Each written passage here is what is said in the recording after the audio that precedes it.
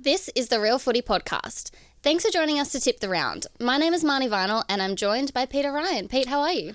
I'm fantastic, Marnie. Do you want to ask me why? Yeah, all right. Why? I got 8 out and of that's 9. actually all we have time for today. Thank you so No, much. That's fair. No, I got 8 tips. And you know the one I missed out on? I was doing the Ollie Florent rolling around the lounge room and I was being hugged by anyone who was there, which was no one, and then realised it fell short because I would have got 9 if that goal had gone through. Damn. How'd you so go? close. Yeah, I mean, we don't have, I got 6. Not too bad. No, yeah, 6 is probably about par for most people. Okay. Not I'll 8 take it. though. No, 8. it's not. It's not No. 8.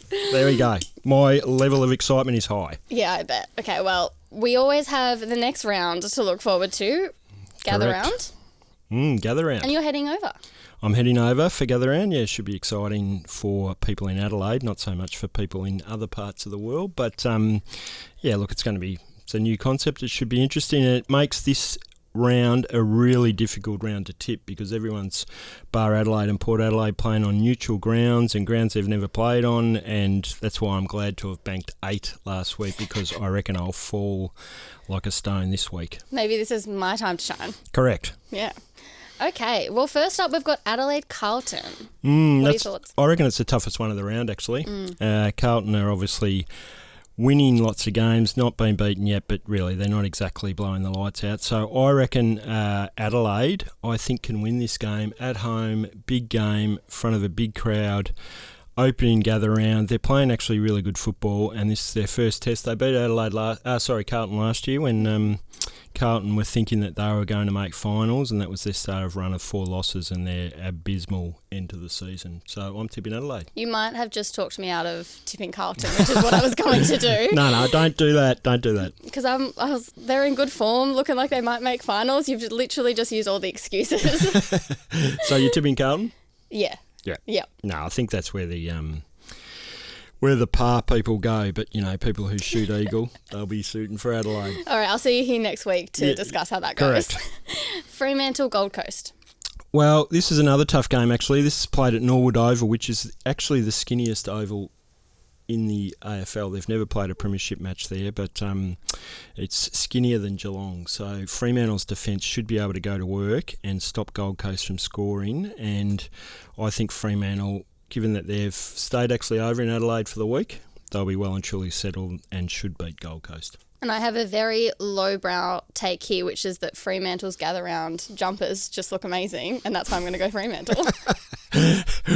Why am I in this podcast? If that's the logic, we are supposed to provide expertise. No, that's good. That's you. That's your good. role. That's good, actually. I like that, and I'm feeling even more confident about Fremantle after you told me that. Yeah, they've committed. Yeah, no, that is. What can you describe the jumper? I haven't actually seen it properly. Oh, it's I'm going to describe it wrong now. I'm going to have 3 people coming for me. It's just, I'm just going to say gorgeous shade of purple, which means nothing.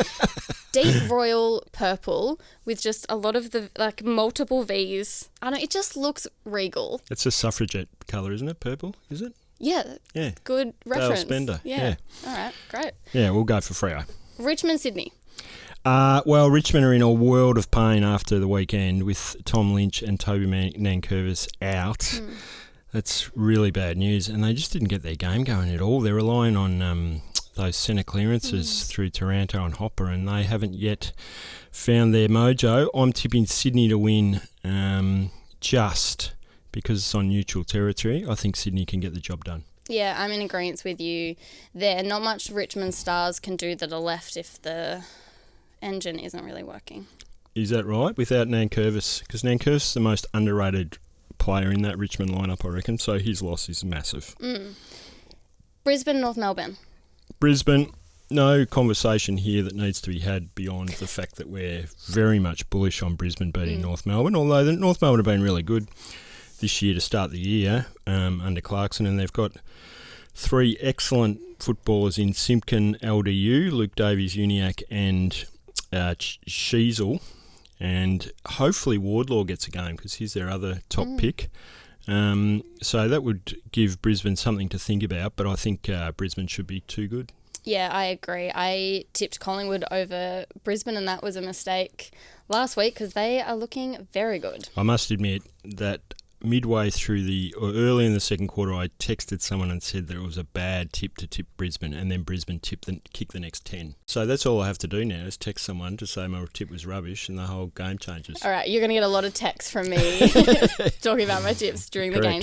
All right, Essendon, Melbourne. Essendon's probably biggest challenger so far this season. Now, I defer to you on this, Marnie. I'm interested in your tip more so than what I'm thinking, given you follow Essendon closely, and Melbourne are probably the Premiership's favourites at this stage. What are you going to do? And remember this, one of Andrew Wu's things is tip with your head, not your heart. So I don't know whether I should disclose this or not, but I actually have a tipping competition with just my dad and his friend where I tip with my heart. So I get all of my feelings out in that tipping competition. That's so that a great I can, plan. Yeah, use my head for the Age one.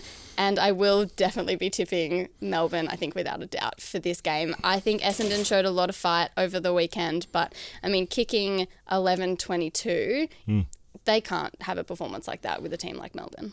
No, I wouldn't have thought so. I think 11-22 is what North Melbourne kicked in the 1998 grand final to kick themselves out of the game.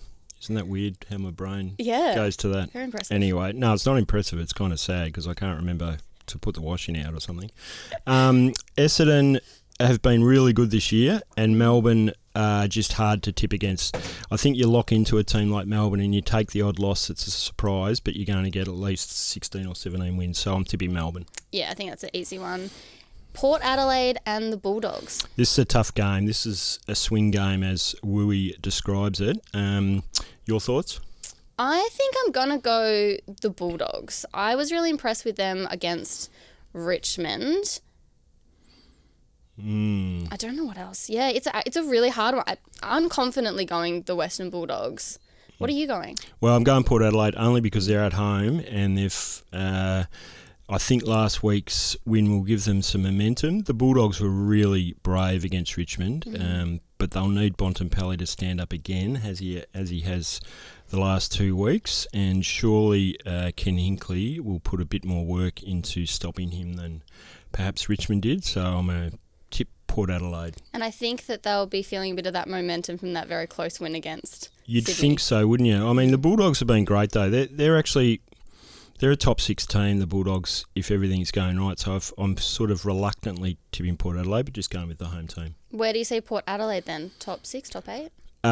Much better at home, although I'm not sure if the stats stack up there. But their defence has been really ordinary. That's the only problem. But I think they can actually sort a few things out. I think they get Burton back this week from suspension, and that will help them out.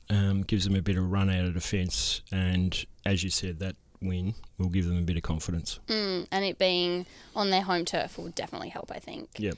Geelong, West Coast. Well, this is an easy one, Marnie, I think. Geelong should win and should win convincingly. They play the first game in this Sunday doubleheader at Adelaide Oval, but West Coast are just...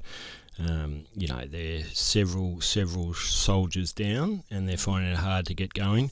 They're going to have a rough year, I think, West Coast, exposing players, and Geelong finally found their mojo against the Hawks, so you'd have to tip them pretty confidently. Yep, could not agree more. GWS and Hawthorn.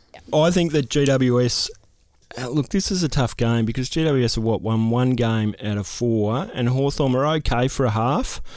And we saw against North Melbourne that when Hawthorn played North Melbourne and everyone was criticising them, they actually came out and played with a bit of spirit. So I think their spirit's still reasonably good. But the Giants just need a win desperately because they've been close to Carlton. They've been close to beating Essendon on the weekend, although it was probably in Essendon's favour most of the game. I'm tipping the Giants because otherwise their season is starting to be derailed. And I was really impressed with them against Essendon that they didn't give up the fight at all. They came back quite strongly in the fourth quarter. I think a lot of other teams could have rolled over and just let Essendon ride that momentum, but they kept the pressure up right until the end. Yeah, no, I agree with that. And they're just a bit off. There's something lacking. I don't know what it is, but they're just not quite there to turn good efforts into wins, but this time they have to turn it into a win. And do you think Hawthorn being overrun by Geelong so much in that second half will rattle them? Absolutely. It has to rattle them, but they might... Geelong will do that to a few teams this year if they get on a roll. They'll have good quarters here and there. I think that's what defending premiers do when they have a bit of talent. They kind of get up when needed, and Geelong have finally, they actually found what they are capable of doing. But I think the Giants will be too good. Yeah, I think you've convinced me with that one. Collingwood, St Kilda. This is very scary that I'm convincing you, because I wouldn't be taking much credence out of what I'm saying beyond the fact that Collingwood, this is another swing game, really. You could tip St Kilda, but I'm going to stick with Collingwood because I think they'll sort their ruck situation out. Potentially they play Frampton in the ruck rather than have McStay go in there and push McStay forward, and that might trouble a few of the St Kilda intercept markers like Callum Wilkie, who's been outstanding for the first 4 weeks, and Collingwood's run off half back, which deserted them for a while against Brisbane. They should be able to get that in motion against St Kilda. Last game of Gather Round, there'll be a huge crowd there, which will be interesting. I think it's a really line ball game, but I'm tipping Collingwood just. I'm tipping Collingwood as well. I think this is a really interesting one. Had you asked me this heading into round one, Collingwood easy. Yeah, absolutely. Easy. But St Kilda have been so dominant and so intriguing and so attacking this season. Yep. So I'm tipping Collingwood, but not by as big a margin as I would have had it been earlier in the season. I'm all for Gather Round, think it's very exciting. But had this been at the MCG, what kind of crowd do you think this would have got? Well, they would have pushed 80,000 if it was the right time slot and the weather was okay. But I spoke to Jeff Brown, the Collingwood president, last week, and he said, look, we're supporting Gather Round. It's a bit disappointing, but they'll get a big crowd, and it'll probably be the thing that'll give Gather Round a tick because, it's a kind of a momentous occasion, Collingwood and the Saints. But, yeah, if you're a Collingwood supporter, you should be worried about St Kilda because their forward line, although it's decimated by injuries, we thought, Mitch Owens, Jack Higgins and Dan Butler have been outstanding. So I'd be a little bit worried about their pace up forward. Good closer for the round. Gil obviously saw something. Yeah, well, Gil's a mad St Kilda supporter, so I wouldn't be surprised if he just thought, I might rock back on my last game as CEO, which at that stage he thought was his last game, but who knows, his last game could be the 2028 grand final, the way things are heading. So he probably thought, I'll sit back and watch Collingwood and St Kilda and have a beer and toast myself. Maybe in 2028 this will be the grand final. That would be very exciting. Yeah, you can call back to this if that if that comes true, yeah. Nostramani. Yep. All right, well, that's all that we have time for today. Thank you so much for joining us, and make sure to subscribe, rate and review wherever you get your podcasts. We'd love to hear from you via email realfootypod@theage.com.au. Check out the rest of the expert tips at theage.com.au/AFL. Thanks for listening. The podcast will be back next week.